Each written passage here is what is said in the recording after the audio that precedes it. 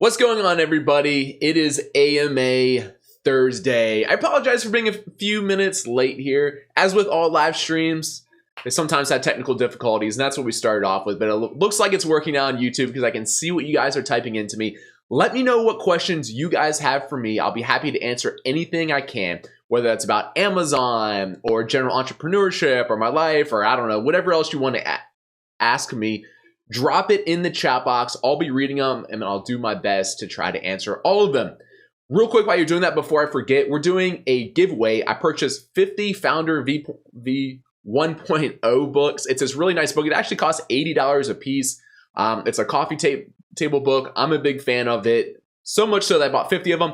If you want to enter that, gregmercer.com/founder. So gregmercer.com/founder. You can find the instructions there and you can win one of the books. And I'm paying for shipping and all. It's not like a free plus shipping offer, whatever else. I pay for everything. All you have to do is enter your information. All right, getting right to it. Jess Hartling from Facebook said, I'm wondering how much did you have to invest in PPC for the first 30 to 60 days to get your jungle snugs or sticks ranked in the top 5? Mostly looking for a good percentage to budget for PPC and giveaways. I think our budget for the first few days was like $50 to $100 for PPC. However, something to keep in mind is I almost think of PPC more like an Amazon fee because like this isn't necessarily like cash out of your pocket. Like you don't have to pay for the PPC. They can just remove those fees from your like your revenue, right? So like you don't really have to budget for like Amazon fees. I mean, you do it like overall when you're figuring out whether your margins are going to be good or not. But I think a lot of people are worried like, well, how much money do I have to have in my bank account to like pay for PPC? And it's like, well, they can just take it out of your revenue. So that's something to keep in mind as far as cash flow goes. All right. Tafadawa from Facebook said, I'm trying to launch some products in the Amazon UK right now. If it doesn't work out by January, would it be a good idea to move to Thailand to work and live near e-com people? Some of you guys know about this about me. Some of you don't. But I have been a digital nomad for the past 3 years. For the past 3 years, my wife and I, we've just been traveling around. We don't have a fixed home anywhere. The first year, we spent a little bit of time in Thailand. It's a very cool place. It's a very inexpensive place to live, and that's why it's popular with a lot of entrepreneurs and nomads. So I would say, yeah, I think that is a good idea. It's really nice to be able to minimize your living expenses so you can focus your time and money on your business. And if that sounds like something that'd be fun to you, then yeah, I would recommend it. I think you should go for it. All right. Let's see. Another one from Facebook. Jansen Johnson. I'm working with a freight forwarder for the first time, and I'm wondering when to pay them. Before the goods leave China or when it arrives in the USA. You guys are doing a fantastic job, by the way. Thank you, Jansen. I would also say, your birthday is September 4th, mine September 3rd. Woo! Okay. So with my freight forwarder, I pay, I think, like 30 days after they've like finished their services. So, you know, they're shipped from China to the US. They unload them from the container. They put them on pallets. I then send those pallets into Amazon. And they send me an invoice a few weeks later. I think it's about a month later. However, that's going to probably vary depending on exactly which freight forwarder you're using. And yeah, that with some that even maybe, I don't know, up for negotiation, or you might be able to work with them. I don't know, but you can just ask your freight forwarder and they'd be able to let you know about that. All right. From YouTube, Salima says, is it reasonable to expect to withdraw $3,000 a month after 6 months? This is a very difficult question to answer with the limited amount of, information that I'm given. $3,000 a month after 6 months. With my jungle sticks, I think I would have been able to withdraw $3,000 a month after 6 months with them and it not affect the growth or not affect like in ordering more inventory. That being said, it kind of like depends what your plans are to grow your business and etc. Because like the more you can keep in the business and reinvest in more inventory and more products, the faster you're going to be able to grow. So as you can imagine, it's a pretty tricky question for me to answer. That's absolutely possible, but it just depends on kind of a lot of things, like how much you start with, how much your revenue is, etc., etc. On YouTube, Zip Code says, say something about the new rules of sales taxes. Can you give some news about it? Sales tax, no. All right, this is what I have to say about sales tax. In the US, in my opinion, legislature hasn't caught up with modern day e-commerce. Back in the day, sales tax was very simple and easy because I lived in California. I opened up my brick and mortar ice cream store in California. My customers came in from California and I sold them my ice cream. And it was very clear right there that I needed to pay sales tax to the state of California. Okay. It's a little bit more difficult now because right now, I'm living outside the US, but I have a business incorporated in the US. And I'm shipping my goods from China to the distribution center in Nevada, and then a customer from Maryland purchases it. So this is obviously like very complex, right? And like I said, the laws and legislature hasn't caught up with it.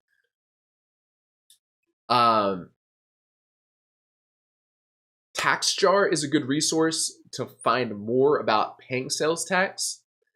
I will say that there's a few different beliefs out there. A lot of Amazon sellers, like I said, because the laws aren't clear cut for Amazon sellers. A lot of Amazon sellers believe that they're not liable for sales tax outside of the state that they live in.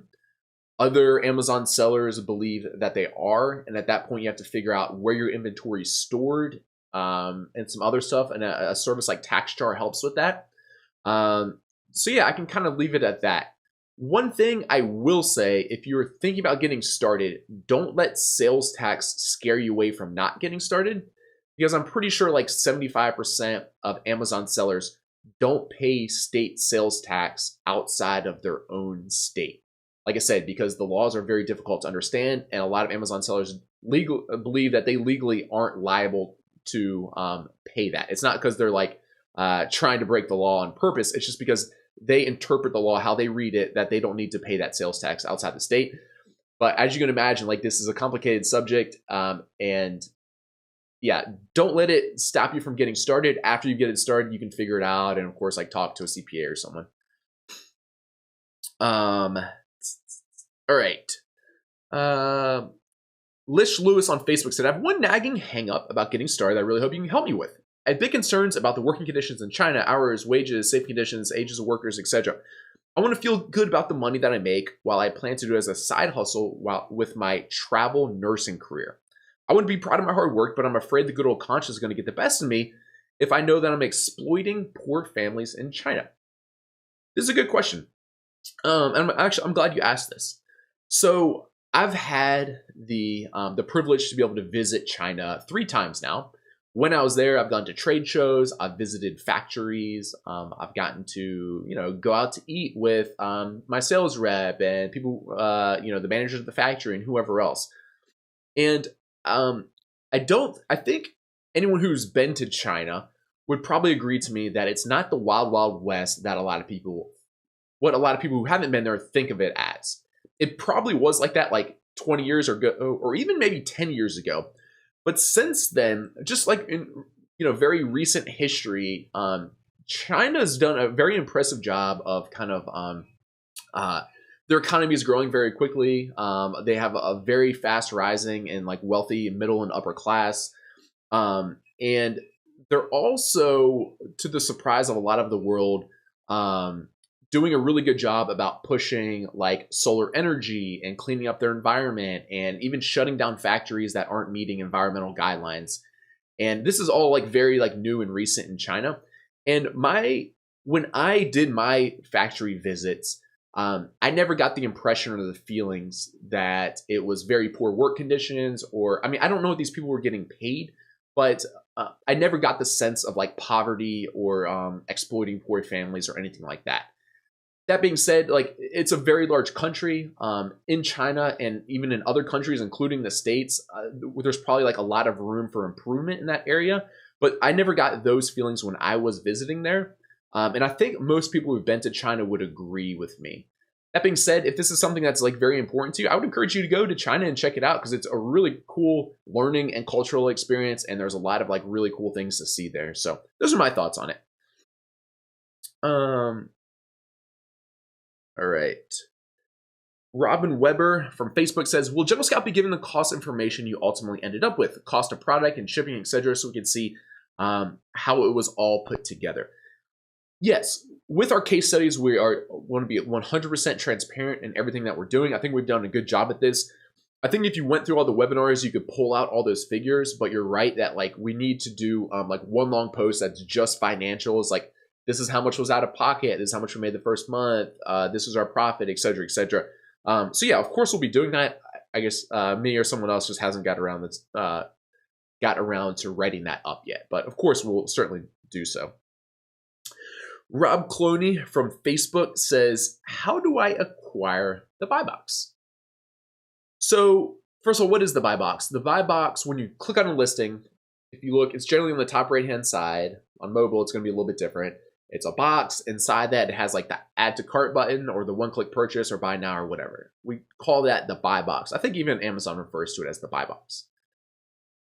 If there are multiple sellers on the same listing, then you have to, we could say like compete for the buy box. So if I'm selling that Black & Decker drill and there's 10 other people selling the Black & Decker drill, Amazon has an algorithm that like the lowest priced few people who have good feedback and all that stuff, they rotate through the buy box. And when a customer actually clicks like add to cart, they buy it from that person, okay?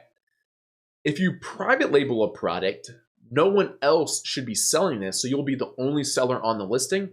And therefore, you're always going to have that buy box, okay? So, yeah, hopefully that kind of answers it. All right, on YouTube, we got, let's see.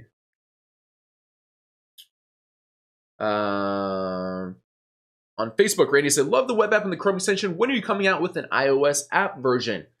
Good question.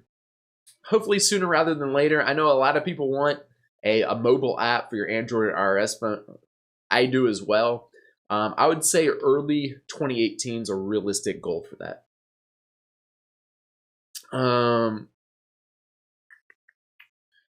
Another one from Facebook. Fuchi Ku says, I'm new to FBA and new to optimization tools, specifically Jungle Scout. I saw someone who purchased the tool asking others if they want to go half in on it. Is multi-user capable purchase? No. So when you purchase Jungle Scout, it's only for one person. With our web app, if there's other people in your company, there's a way to share it within your company. However, it's not for like multiple people to go into and share it. That's against our terms of service. And also anyone who you would share your account with can see like what products you're tracking and what you're searching for and stuff like that. Because it does store that inside of your account because it's your own private personal account. All right, on YouTube, Anime Action Lover says, hey, Greg, are you affected by the recent fake reviews, either 5-star reviews or 1-star reviews? No. Of course, fake reviews is something Amazon and every other review service will forever be battling against. But I haven't noticed any more or less recently than there has been in the past few years. So, no, I'm not affected, and I wouldn't be too worried about that. Adrian Grad from YouTube said, would you recommend selling in Canada or the UK for a beginner who just wants to earn around $1,500 a month in profit and has $1,000 to start with? I'm not quite sure if Adrian's asking whether I'd recommend Canada or UK or like Canada/UK versus like the US. Yes, I think Canada, the UK, or the US would all be good platforms to start at, even with just $1,000. With all these marketplaces, like keep in mind there's individual opportunities in all of them that can have really high demand or really low demand. Same thing with high competition or low competition. So I would encourage you to start in whatever marketplace is the lowest barrier of entry for you. Um, let's see. Nandi Boo on YouTube says, how do you recommend we do product research for the launch in the Australian market?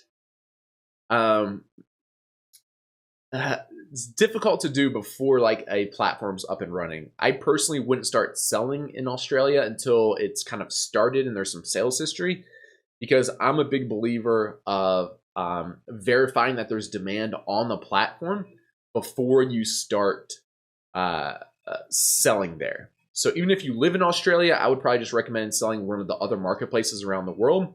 After there is some data available on the Amazon Australia marketplace, then same thing, you know, like high demand, low competition, and I kind of go into all these factors. So yeah. All right. Botch Din on YouTube says, "Hey Greg, Thursday has become my best day of the week." Hopefully that's because Q&A Thursdays. My question is, if I locate a product I like and it's in medium demand with medium competition, should I pursue it? That's a good start if it has medium demand and medium competition. That being said, there's not quite enough information given to me in this question to tell you whether I can give it up the thumbs up or the thumbs down. It's worth, I think, investigating further, but of course you want to make sure there's good margins on that product, and that there's no like legal issues, and that it's easy for you to source and ship, and all those types of things. All right.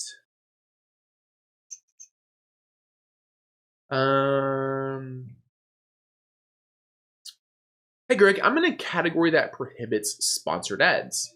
Any tips on driving traffic? Yeah,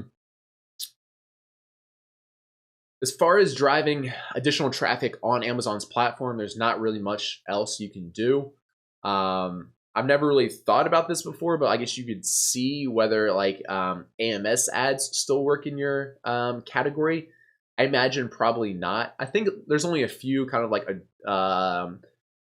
the adult category and maybe a few others that don't allow sponsor products. There's not many, so you could try that. Other than that, if you just need additional sales, of course, you can use something like JumpsIn to give away coupons. You could try to do some kind of Facebook ads or some other platform, but these are kind of tricky for people to do if you're not familiar with them. You look on YouTube, I have one from Vondi that says, Greg, you look healthier every video. How do you guys maintain good health as nomads? A healthy dose of vitamin D on the weekends on the beach. Good question. I try to always eat healthy no matter where I'm living at in the world. Exercise. I try to walk around a lot. In America, I was really bad about just driving everywhere. One of the things I like best now is like walking or riding my bike wherever I go. So I'm always getting kind of exercise throughout the day. Yeah, no secrets. Eating healthy and exercise. All right. Peter Zimmerman on Facebook has a picture. He says, any comments on the design? It goes inside a plastic carry bag. And if you guys can see this on Facebook, comments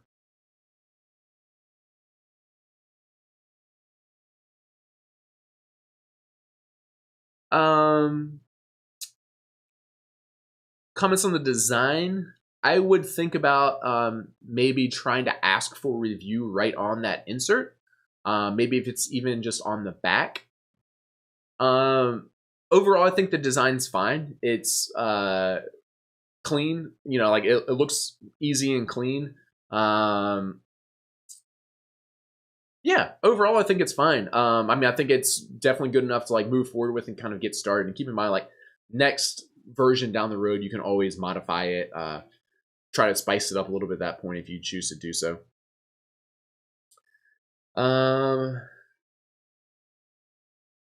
Blake Jensen said, could you give just a basic, this is what you need to do to find a freight forwarder and make sure your Amazon gets to make sure your product gets to Amazon.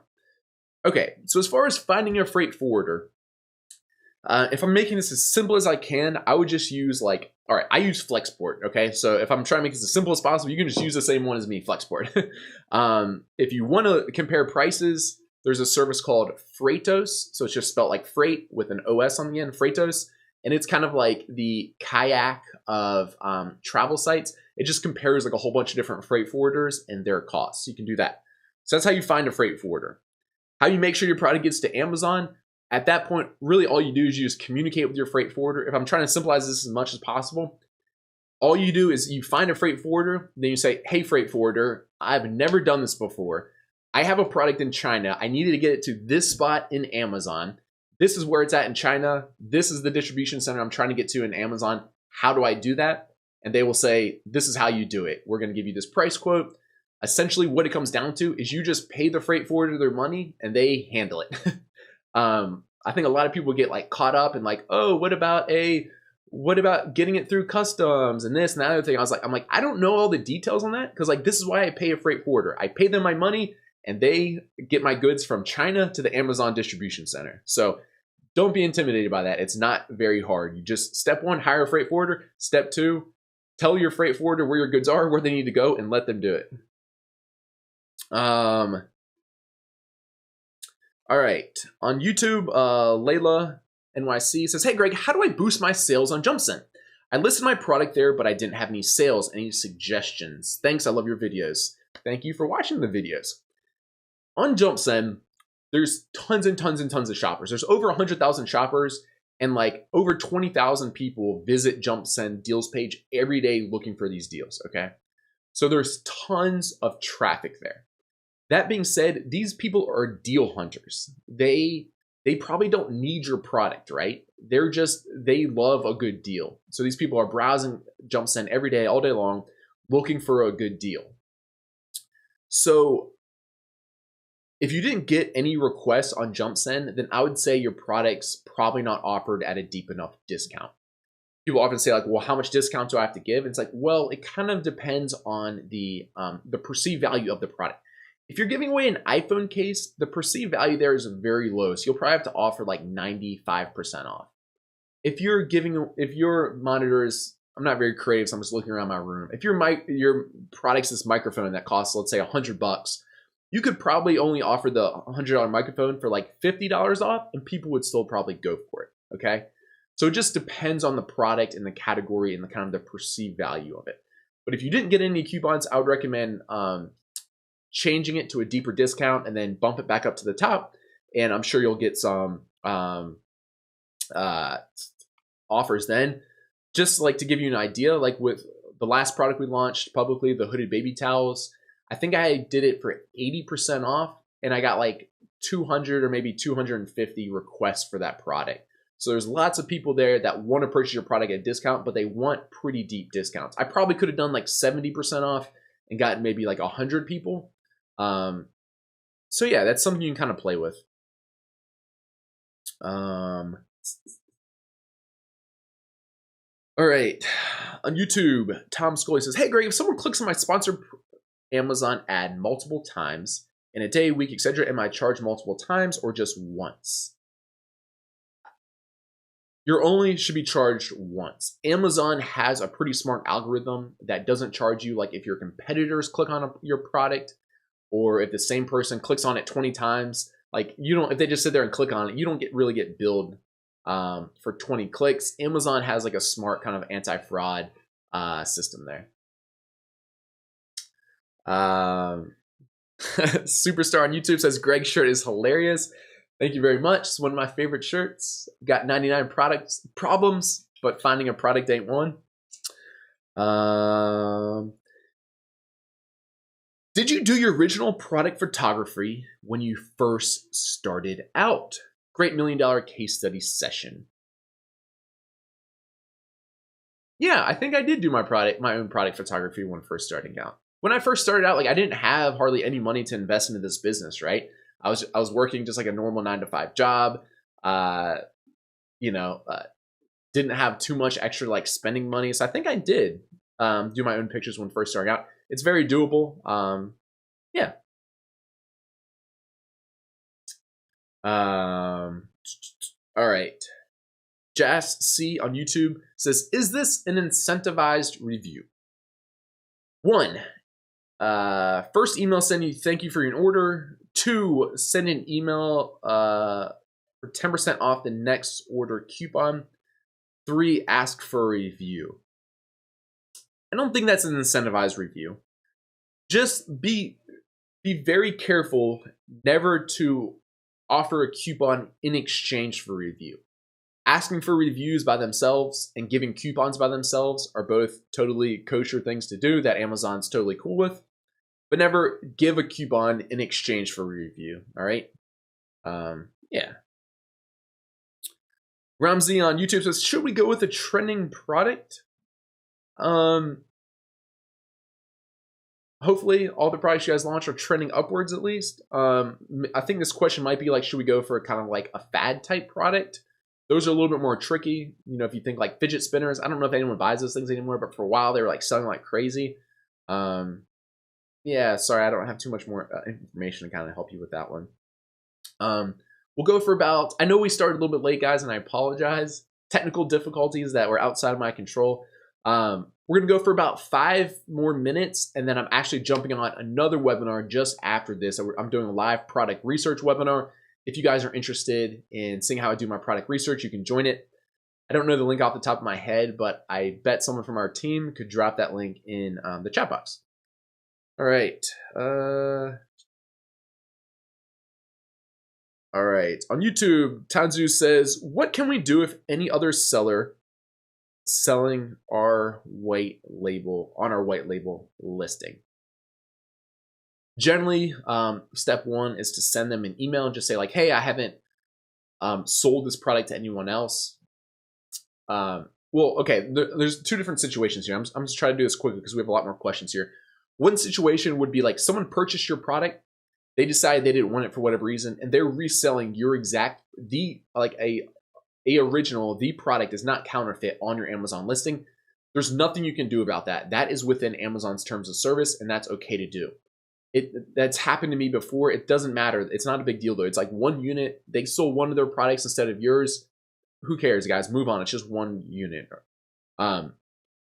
If it's someone with a bunch in stock, like 50 units in stock, and you've never sold your private label, your white label product to anyone else for them to resell, at that point, those would be counterfeit units. That's something Amazon takes very seriously. You can first email the seller with a stern warning, say like, hey, I give you 12 hours to take this down or else I'm telling Amazon. If they don't do that, you can report them to Amazon. And if it's legitimately a counterfeit product, like they're selling on your listing, but it's not your actual product, Amazon usually bans those accounts, and it's pretty hard to get it back. So Amazon's pretty good about that.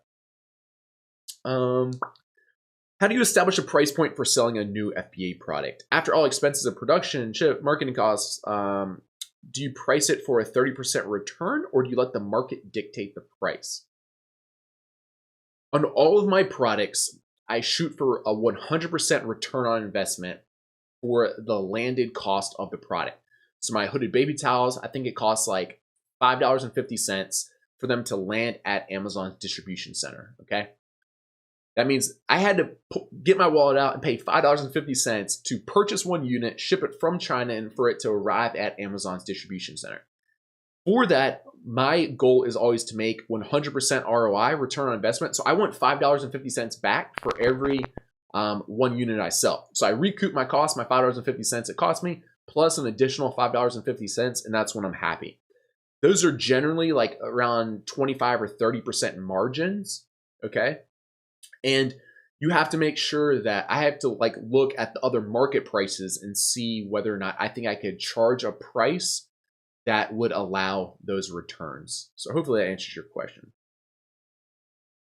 Is it possible to order products in China only using email? Yes, absolutely. It's very possible to do. That's how I ordered my first 20 products or something. However, if you get on Skype Messenger or WeChat or WhatsApp, it's going to go much faster instead of having to wait for them to return your emails. Can you sell more than 1 brand under 1 seller account? Absolutely. You can sell as many brands as you want under 1 seller account. And the last question for today is from BMW 330 on YouTube. Hey, Greg, do you recommend using a sourcing agent? And what's the best place to find them? Generally, I would recommend not using a sourcing agent. I don't have any good resources for finding good sourcing agents. I don't really have like a good one to recommend to you guys. And generally, I think it's best just to go directly to the factory. It's usually cheaper. It's usually quicker because you don't have to speak through a middleman. So that's what I'd recommend doing. All right, one last one. Moog Beer says, thank you for these weekly sessions, Greg. My supplier told me that a freight forwarder told the supplier my box volume was too small for sea shipping for the Amazon warehouse. What does that even mean? I don't know. I've never heard of that. I don't think that's true.